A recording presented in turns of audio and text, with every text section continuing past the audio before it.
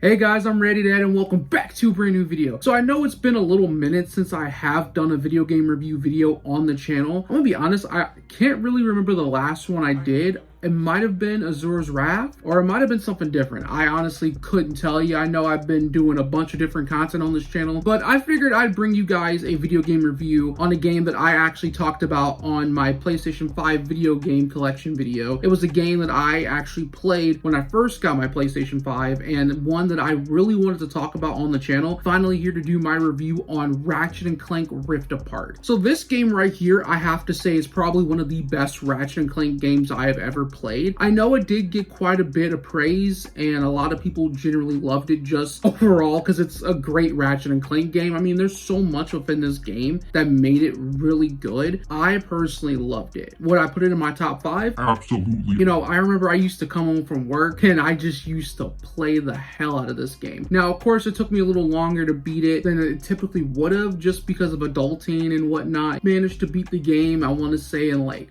2 months, maybe a little bit less. So without further ado, let's go ahead and let's just jump into the review. Ratchet & Clank Rift Apart was released on June 11, 2001 on the PlayStation 5 and on July 26, 2003 for Windows. It was developed through Insomniac Games and published through Sony Interactive Entertainment. And the game has sold over 3.97 million units by June of 2023. The synopsis of Ratchet & Clank Rift Apart is Ratchet, Clank, and Dr. Nefarious are transported to an alternate universe where the Dimensionator explodes, damaging the fabric of space and time and separating the three. Clank awakens to find himself alone and now missing his right arm from the blast. He is discovered and picked up by a female Lombax named Rivet. Meanwhile, Dr. Nefarious ends up mistaken for Emperor Nefarious, an alternate version of himself who, unlike him, has never been defeated and rules over the galaxy. Ratchet, elsewhere, finds himself alone and starts his search for Clank. With the Emperor currently absent on a conquest, Dr. Nefarious secretly assumes his identity and sends his new minions after Ratchet and Rivet. To me, personally, I never really was bothered with the plot. I typically liked it. I mean, it's cool to kind of see an idea of, you know, Ratchet off on his own, Clank off on his own. You know, we get introduced to 2 new characters essentially in this game. We get introduced to a female Lombax named Rivet, and we get introduced to like a female counterpart to Clank called Kit. It was kind of nice to kind of see the 2 working with each other. Like Rivet and Clank were pretty much a team, and Ratchet and Kit were pretty much a team. So it was kind of nice to get like 2 different perspectives, and you get introduced to more Lombaxes out there. And overall, there was just so many good things about the game that I enjoyed. I did have a couple cons, but nothing too like diminishing or anything towards the game negatively. A lot of pros came in just solely on my experience playing the game alone. Now, this was the first game I got with my PlayStation 5 just because my wife knew that I loved Ratchet and Clank, and she even likes Ratchet and Clank herself. And I just recently started building more on my Ratchet and Clank collection where I'm trying to collect every single Ratchet and Clank game, with me just recently picking up Size Matters on the PlayStation 2. Let's get off the topic of my collection of Ratchet and Clank games. Let's dive into the pros and cons of Ratchet and Clank Rift Apart. So coming in at the first pros is the gameplay. Now, just like any other Ratchet and Clank game, there are some very similarities where, you know, Dr. Nefarious is the villain. You have to go and you have to travel through all these different planets around the galaxy. You collect weapons as you collect so many bolts, and you do boss fights and whatnot. So with that being said, it is a lot of similarities to your typical Ratchet and Clank game, but one thing I really enjoyed about this game was just the gameplay. You can sit there and say the gameplay is kind of like the same mechanics as any other Ratchet and Clank game, but I don't know, it was something about this one that gave it just a little bit extra oomph to it than your typical Ratchet and Clank game. Honestly, just from the gameplay alone, it was a solid reminder on why I love Ratchet and Clank and why it's beloved by so many out there, millions to be exact,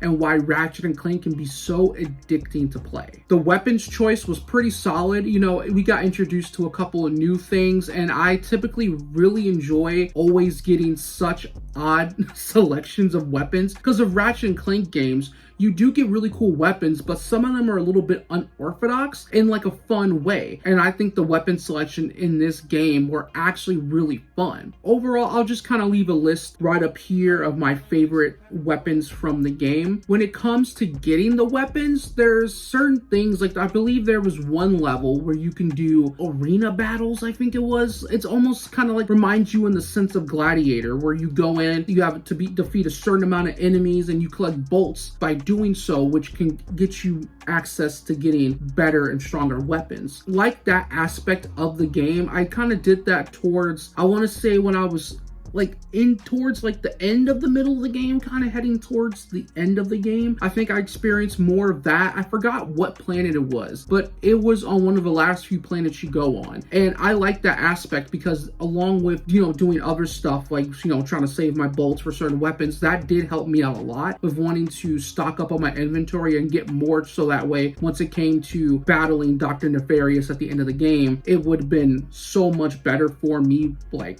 weapons wise. That way I'm not going out there and I'm like, okay, I don't know what the to do because I don't have this weapon, I don't have that, and I'm just end up screwed in the end. My second pros was the visuals. Now, I'm gonna be real, every planet was stunning. And with Ratchet and Clank games, even some on like the older consoles, like dating back to like the PlayStation 2, you can see a lot of those key little details that they would put into the designs and the overall layout on each planet. And that's one thing that I've really loved about Ratchet and Clank, and what I still continue to get when playing Ratchet and Clank games as I get older, all the other consoles as time goes on. Like from PS2 up to PS5, I've always been just very impressed visually from the planet layouts and designs of the games, and just overall everything that is put into the games effort wise is just phenomenal. Like when you see certain details on like certain planets, there's like an underwater one, they're very huge keen details on that. So much goes into each planet that I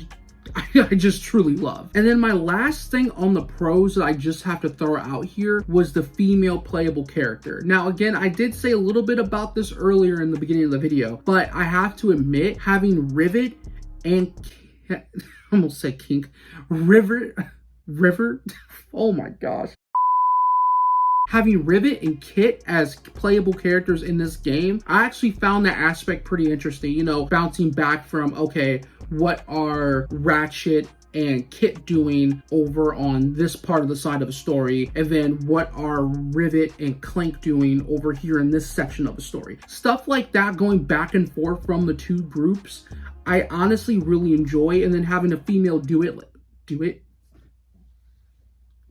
Oh my god. Now, I'm not gonna lie, saying like those two together is almost like a tongue twister. I don't know why I can't say Rivet and Kit. I thought it was very refreshing and new to bring to the Ratchet and Clank franchise, especially when you find out kind of how their upbringing was and like their background story, and you just kind of go into details as to why Rivet was so finicky when she met Clank, and why Rivet was so weirded out when her and Kit started to mingle together, and you kind of understand why Kit was very standoffish and why she never really opened up. But I'm gonna be honest, both stories are very depressing and dark, but that kind of adds to that extra layer of strength that both of the two represent just individually as characters. And I'll be honest, it's so funny because Rivet is a spitting image of Ratchet and Kit is a spitting image of Clank, except with Kit, again, like I said, was very standoffish, kind of didn't want to really talk about herself, and was afraid to really get out there and fight. I don't want to spoil too much on it, but you'll understand if you play the game why Kit was like that, especially at the end when the two became their own little duo. I thought that was really cool. All right, so coming in at the only really two cons that I had for the game, the first one is gonna seem a bit, just because I don't know why, but I'll just explain it. So the one con that I honestly will admit was the villain being Dr. Nefarious. I know Dr. Nefarious is like your staple villain for a Ratchet and Clank game, kind of like how Batman has the Joker, Superman has Lex Luthor, your average everyday ordinary male has Johnny Sins. When you play the games, and not every game had this issue, but you kind of want to see more refreshing things. Now granted, we did get a more evil Dr. Nefarious. We got Emperor Nefarious, where he was alternate version of Dr. Nefarious who never lost. He always won. He conquered the galaxy. He, again,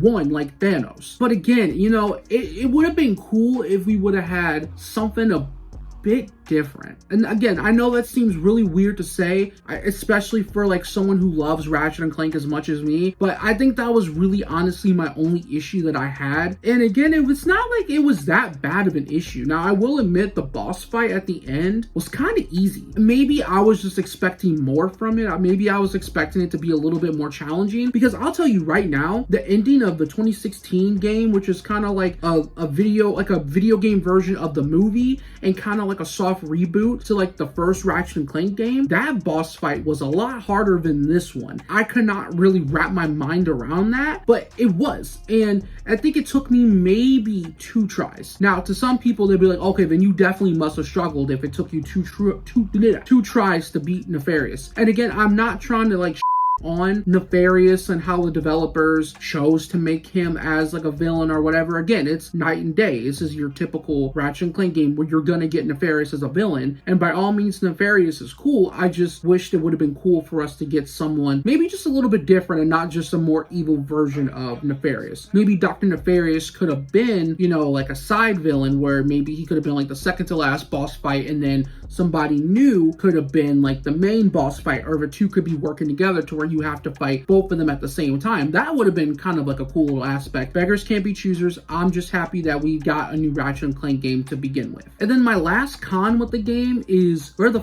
is the DLC. In most cases, there isn't that much DLC for a Ratchet and Clank game, nor is there any DLC for a Ratchet and Clank game. So, I mean, I don't know what I was expecting when I wanted or was hoping to get DLC, but we didn't. What would have been a really cool aspect is if we got like a standalone game with Rivet and Kit, kind of like how Uncharted The Lost Legacy did, or with Spider-Man Miles Morales, where we got those standalone games. Granted, they're shorter than your typical game within that type of franchise, but it still would have been cool to maybe get just a game where you could play as only Rivet and Kit, and then would you charge, you know, $69.99 like how Ratchet and Clank was? Maybe not, maybe like $40, you know, something like that for that. Yeah, it would have been cool as like a little DLC kind of action, you know. I don't know, I'm just spitballing ideas here, but you know, I thought that would have been kind of a cool little concept to have. You know, maybe one day we will. But with that being said, that concludes my review on Ratchet and Clank Rift Apart. If you enjoyed the video, leave a like, dislike you didn't, subscribe to the channel if you were brand new. Don't forget to hit the bell so that way you get notified whenever I upload future videos on this channel. And if you want to see more content from your boy that's outside of the video game universe and realm, definitely hit up the link to my second channel in the link description below, as well as the links to my social media accounts in the link in the description below. And I will catch y'all in the next video. Alrighty guys, it's your boy Rated Ed,